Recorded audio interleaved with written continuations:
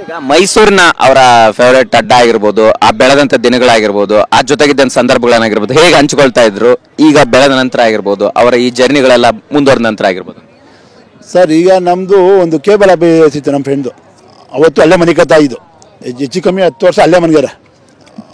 Hero ಆದಮೇಲೂ ಅಲ್ಲೇ ಮನೆ ಕತ್ತಾ ಇದ್ದು, ಅದೇ ಅಡ್ಡ. ಬಂದು ಹೋಗೋರು ಮಾಡೋರಿಗೆ ಅದೇ ಅಡ್ಡ ಇದ್ದಿದ್ದು. ಅವತ್ತು ಅವರೇನು ಸ್ಟಾರ್ ಹೋಟ್ಲ ಹೋಗ್ಬೇಕು ಅನ್ನೋದು ಇದೇ ಇಲ್ಲ. ಅವ್ರಿಗೆ ಒಂಥರ ಖುಷಿಯಾಗಿ ಎಂಜಾಯ್ ಮಾಡೋರು.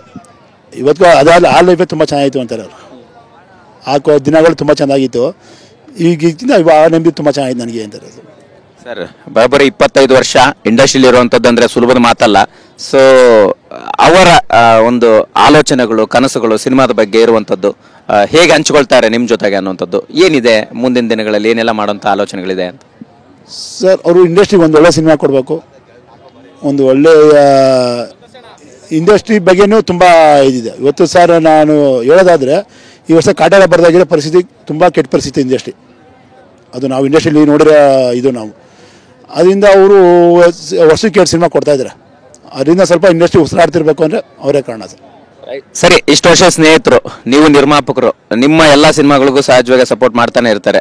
ಅವರ ಜೊತೆಗಿನ ಸಿನಿಮಾ ಮಾಡುವಂತಹ ವಿಚಾರ, ಬಾಂಧವ್ಯ, ಅದ್ರ ಬಗ್ಗೆ ಯಾವ ಥರ ಮಾತಾಡಿದ್ರೆ ಹೇಗೆ ಏನು ಅಂತ? ಸರ್, ಸಿನಿಮಾ ಶಾಸ್ತ್ರೀಯದ ಕಂಟಿನ್ಯೂಷನ್ ನಮ್ಮದೇ ಇದ್ದಿದ್ದು. ಅವತ್ತು ದಿವಸ ನಮ್ಮ ಹುಡುಗರಿಗೆ ಸೆಟ್ಲ್ ಮಾಡಬೇಕು ಅನ್ನೋದು ಅವತ್ತು ಒಂದು ದಿವಸ ನಮ್ಮದು 3 ಸಲ ಚಾನ್ಸ್ ಮಾಡಿದರು. ಕಾರಣಾಂತರಗಳನ್ನ ಚೇಂಜ್ ಆಯ್ತು ಅಷ್ಟೇ.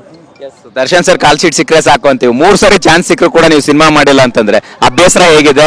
ಮುಂದೆ ಮಾಡೋಂಥ ಪ್ಲಾನ್ ಇದೆ ಹೇಗೆ? ಸರ್, ನಂಗೆ ಬೇಸರ ಏನಾಗಿಲ್ಲ. ಯಾಕಂದರೆ ನಮಗೇನೋ ಇದಿಲ್ಲ. ಯಾಕಂದ್ರೆ ಅವರೇ ನಮಗೆ ಒಂಥರ ನಮಗೆ ಇದ್ದಿದ್ದಂಗೆ, ಬ್ಯಾಕ್ಗ್ರೌಂಡ್ ಸಪೋರ್ಟ್ ಇದ್ದಂಗೆ. ಅದರಿಂದ ಸಿನಿಮಾನೇ ಮಾಡಬೇಕು ಅನ್ನೋದು ನಮ್ಮಲ್ಲಿ ಇವತ್ತಿಗೂ ನಮ್ಮಲ್ಲಿ ಇದಿಲ್ಲ.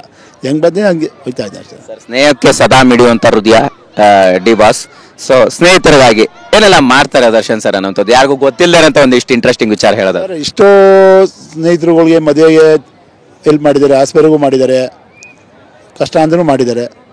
ಬಟ್ ಅವ್ರು ಹೇಳ್ಕೊಳಕ್ಕಿಲ್ಲ, ಎಲ್ಲೂ ತೋರಿಸ್ಕೊಳ್ಳೋಕ್ಕೂ ಇಲ್ಲ.